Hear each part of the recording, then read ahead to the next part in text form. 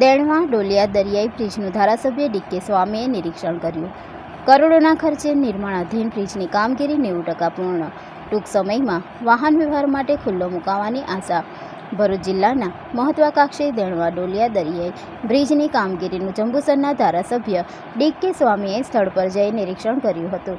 તેમની સાથે આમોદ તાલુકા ભાજપ પ્રમુખ દીપક ચૌહાણ, ભાજપના અગ્રણી બીજલ ભરવાડ, આમોદ શહેર યુવા મોરચાના મહામંત્રી સેમ માલી સહિત ભાજપના હોદ્દેદારો અને કાર્યકરો ઉપસ્થિત રહ્યા હતા.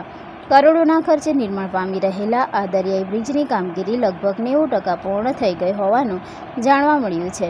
બાકીની કામગીરી પણ ઝડપી ગતિએ ચાલી રહી હોવાથી ટૂંક સમયમાં બ્રિજ વાહન વ્યવહાર માટે ખુલ્લો મૂકવામાં આવશે તેવી આશા ધારાસભ્ય ડી.કે. સ્વામીએ કરી હતી.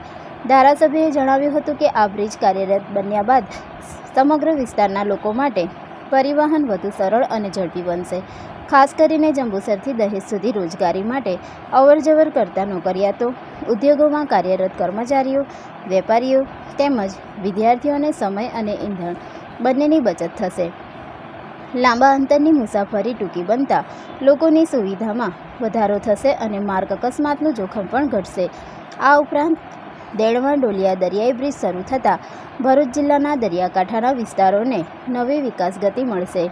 દહેજ ઔદ્યોગિક વિસ્તાર સાથેનું જોડાણ વધુ સુલભ બનતા વેપાર ઉદ્યોગને પણ પ્રોત્સાહન મળશે તેમજ સ્થાનિક અર્થતંત્રને નવી દિશા મળશે. સ્થાનિક લોકોએ પણ બ્રિજનું કામ ઝડપથી પૂર્ણ થવા બદલ સંતોષ વ્યક્ત કરી વહેલી તકે બ્રિજ જનતા માટે ખુલ્લો મૂકવામાં આવે તેવી માંગણી કરી હતી.